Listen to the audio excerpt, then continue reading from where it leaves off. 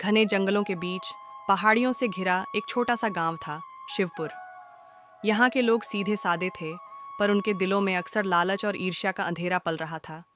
गांव के छोर पर एक छोटी सी झोपड़ी में रामू काका अपनी जवान और इकलौती बेटी रूपमती के साथ रहते थे। रूपमती नाम की ही तरह रूपवान थी।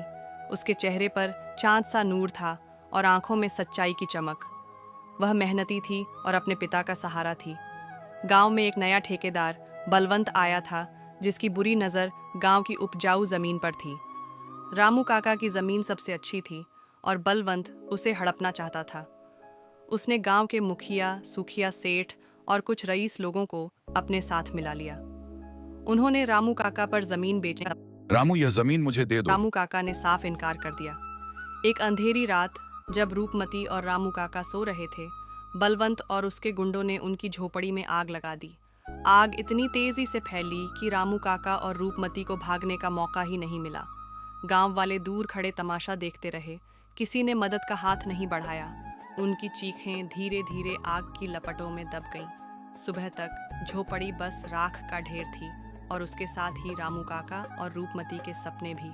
लेकिन उनकी आत्माएं शांति से नहीं मरी थीं।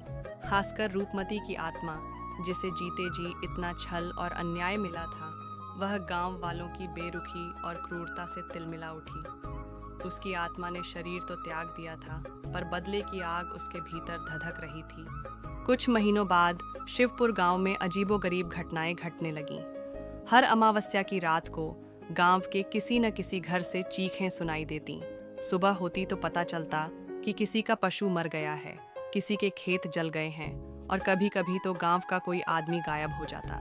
पहले तो लोगों ने इसे अंधविश्वास माना, पर धीरे धीरे दहशत फैलने लगी। एक रात सुखिया सेठ के घर के बाहर एक भयानक हंसी गूंजी। सेठ का परिवार डर के मारे कांप रहा था।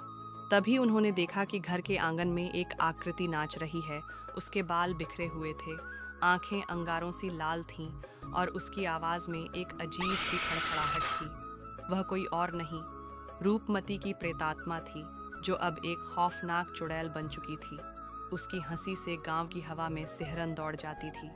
चुड़ैल रूपमती ने चुन चुन कर उन लोगों को अपना निशाना बनाया, जिन्होंने रामू काका और उसे मरते हुए देखा था और कोई मदद नहीं की थी। बलवंत ठेकेदार का तो बुरा हाल हो गया। हर रात उसे रूपमती का भूतिया चेहरा अपने सामने दिखाई देता, जो उसे झोपड़ी की आग में जलते हुए दिखाता। एक रात बलवंत का शरीर अपने ही घर में बुरी तरह से झुलसा हुआ मिला, जैसे उसे किसी अदृश्य आग ने जला दिया हो। सुखिया सेठ, जिसने रामू काका की जमीन हड़पने में बलवंत का साथ दिया था, वह भी चैन से नहीं था। उसकी रातों की नींद उड़ चुकी थी। एक रात जब वह अपने कमरे में अकेला था, उसे महसूस हुआ कि कोई उसके कंधों पर हाथ रख रहा है। उसने पीछे मुड़कर देखा तो रूपमती की चुड़ैल वाली आंखें उसे घूर रही थीं।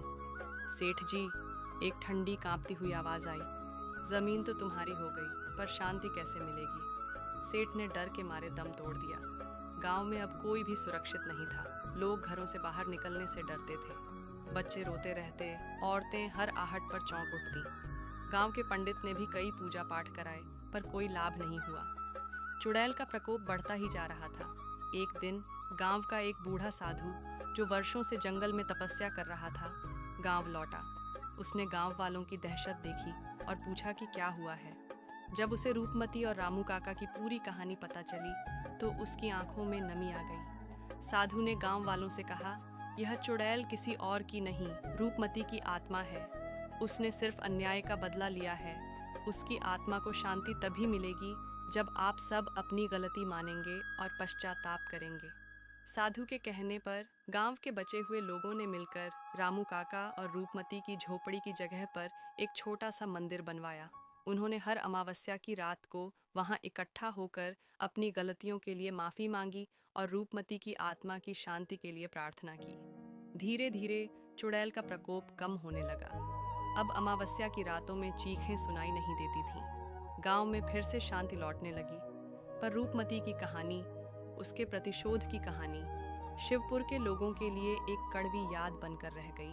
उन्होंने सीखा कि अन्याय और लालच का परिणाम कितना भयानक हो सकता है।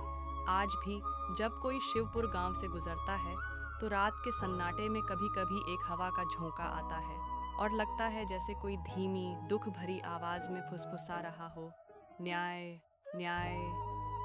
यह रूपमती की आत्मा की अंतिम पुकार थी, जो अब शायद शांति पा चुकी थी, या शायद अभी भी उन लोगों को याद दिला रही थी जिन्होंने उसे अकेला छोड़ दिया था।